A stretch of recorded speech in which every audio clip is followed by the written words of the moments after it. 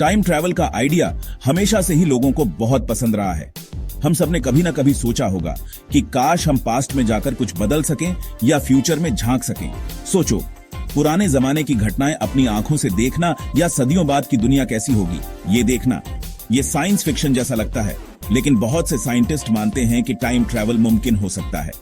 इस वीडियो में हम टाइम ट्रैवल के पीछे के साइंस को जानेंगे, खासकर आइंस्टाइन के थ्योरीज और ब्लैक होल और वर्म होल्स के रहस्यों के बारे में।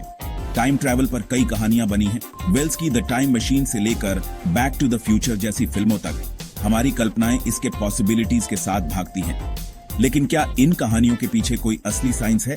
टाइम ट्रैवल को समझने के लिए हमें आइंस्टाइन के रिलेटिविटी थ्योरीज की उलझी हुई दुनिया में जाना होगा। मशहूर फिजिसिस्ट अल्बर्ट आइंस्टाइन ने समय और स्पेस के बारे में हमारी समझ को बदल दिया। उनका 1905 में दिया गया स्पेशल रिलेटिविटी का थ्योरी कहता है कि समय एब्सोल्यूट नहीं है, यह रिलेटिव है। मतलब यह इस बात पर निर्भर करता है कि आप किसी और चीज के मुकाबले कितनी तेजी से चल रहे हैं। टाइम ट्रैवल की संभावना को समझने के लिए यह कॉन्सेप्ट बहुत जरूरी है। 1915 में प्रकाशित आइंस्टाइन के जनरल रिलेटिविटी के थ्योरी ने एक और हैरान करने वाला कॉन्सेप्ट दिया। ग्रेविटी टाइम को मोड़ देती है।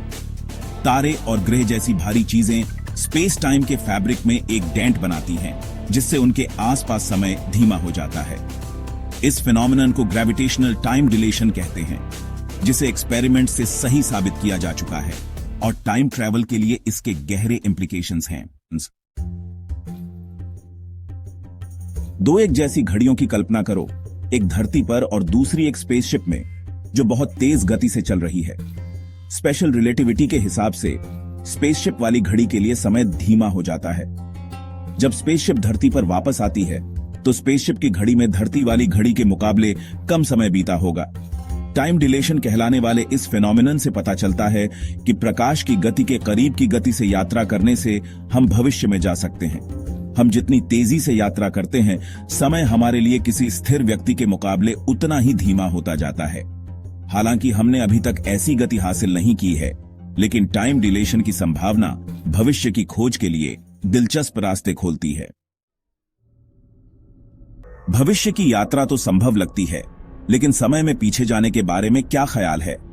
यहां ब्लैक होल और वर्म होल्स के कॉन्सेप्ट सामने आते हैं। ब्लैक होल स्पेस टाइम के ऐसे क्षेत्र हैं जहां ग्रेविटी इतनी स्ट्रांग होती है कि कुछ भी, यहां तक कि प्रकाश भी इससे बच नहीं सकता। ये तब बनते हैं जब बड़े तारे अपने जीवन चक्र के अंत में कोलैप्स हो जाते हैं। दूसरी ओर वर्म होल्स काल्पनिक सुरंगें हैं जो स्पेस टाइम में दो अलग अलग बिंदुओं को जोड़ती हैं।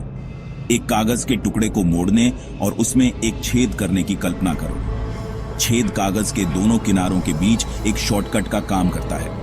इसी तरह वर्म होल्स संभावित रूप से स्पेस टाइम के माध्यम से शॉर्टकट्स बना सकते हैं, जिससे हम बहुत दूर की यात्रा कर सकते हैं या समय के माध्यम से भी यात्रा कर सकते हैं।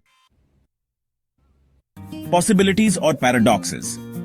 रिलेटिविटी, ब्लैक होल और वर्म होल्स के थ्योरीज टाइम ट्रैवल के लिए दिलचस्प पॉसिबिलिटीज पेश करते हैं, लेकिन कई चुनौतियां और पैराडॉक्सेस भी हैं। सबसे बड़ी चुनौतियों में से एक है टाइम ट्रैवल के लिए जरूरी एनर्जी की भारी मात्रा। प्रकाश की गति के करीब गति से यात्रा करने या स्पेस टाइम के फैब्रिक में बदलाव करने के लिए बहुत ज्यादा एनर्जी की जरूरत होगी। एक और बड़ी हर्डल है पैराडॉक्सेस का मुद्दा। अगर टाइम ट्रैवल मुमकिन होता तो क्या होता अगर आप समय में वापस जाते और गलती से अपने माता पिता को मिलने से रोक देते? क्या आपका अस्तित्व ही खत्म हो जाता? ये पैराडॉक्सेस पास्ट को बदलने की कॉम्प्लेक्सिटीज और संभावित कॉन्सिक्वेंसेस को दिखाते हैं। इन चुनौतियों के बावजूद टाइम ट्रैवल को समझने की कोशिश साइंटिस्ट्स और आम लोगों को आकर्षित करती रहती है। समय के रहस्यों को सुलझाने की खोज हमें मानव ज्ञान के बिल्कुल किनारे तक ले जाती है, फिजिक्स की सीमाओं को आगे बढ़ाती है और रियलिटी के बारे में हमारी धारणा को चुनौती देती है। टाइम ट्रैवल अभी भी एक थियोरेटिकल पॉसिबिलिटी है, लेकिन इस सपने की खोज हमें ब्रह्मांड और उसमें अपनी जगह को और भी ज्यादा वंडर और क्यूरियोसिटी के साथ एक्सप्लोर करने के लिए प्रेरित करती है।